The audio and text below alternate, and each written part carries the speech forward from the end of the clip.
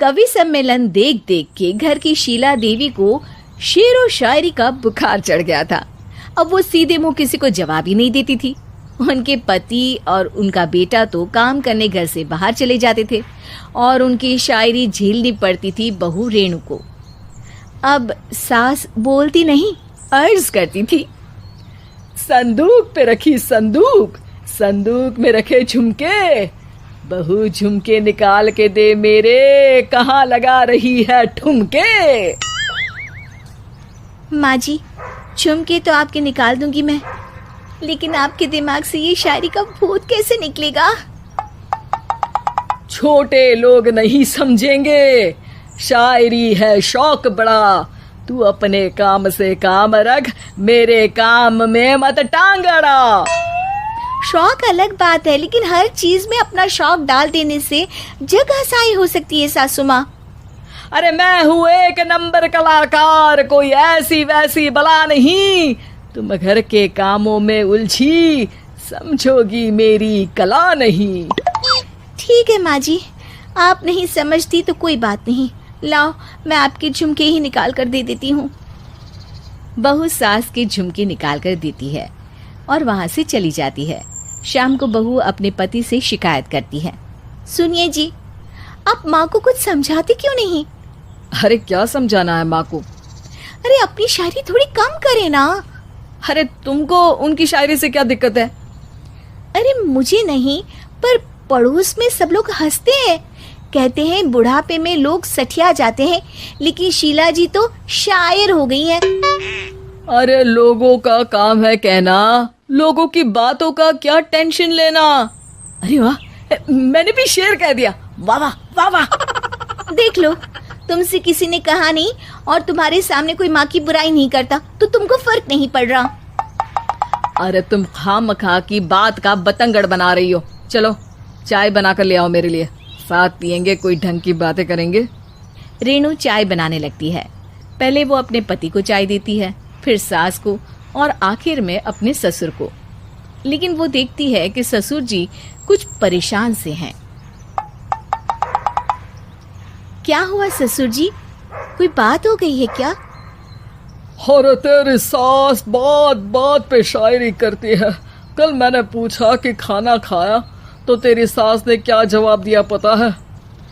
अरे गलती की और आरोपी ने कोड़े खा लिए फटाफट, खाना तो नहीं पर पकोड़े खा लिए झटाझट। अब बता क्या जवाब दूं इस बात का?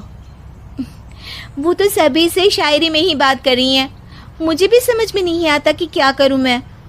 बेटा उसको उसी की भाषा में जवाब देना पड़ेगा। मैं तो आम बातचीत में भी उसके सामने कुछ नहीं बोल पाता, शायरी में क्या बोलूंगा भला।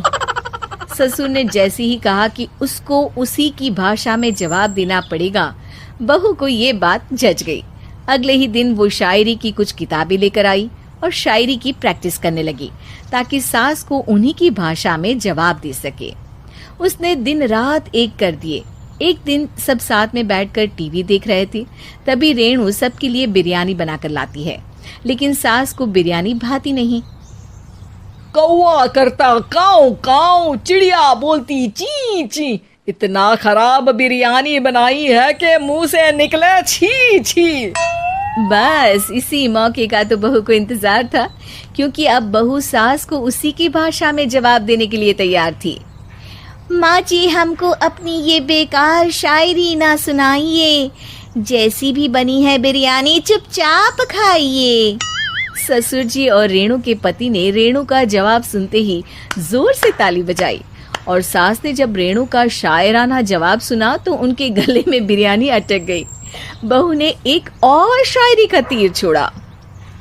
शायरी में बहू के सामने सास हो जाएगी ढेर, क्योंकि सास मारेंगी एक शेर तो बहू मारेगी 1.25 शेर।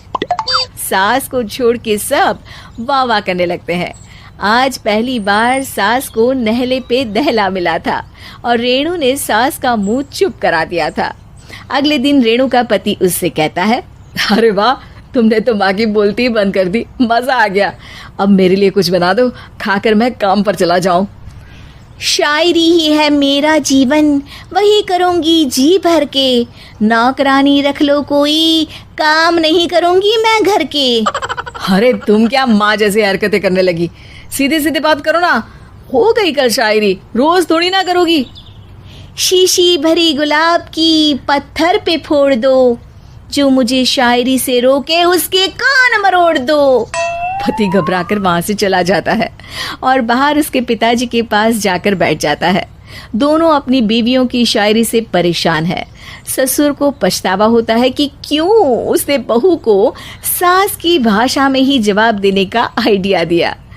अब तो घर में दो दो शायर हैं। दोनों एक साथ दुखी स्वर में कहते हैं, हम दोनों की ही बीवियां जब से शायर हो गई है, क्या बताएं, जिंदगी एक फटा हुआ टायर हो गई है।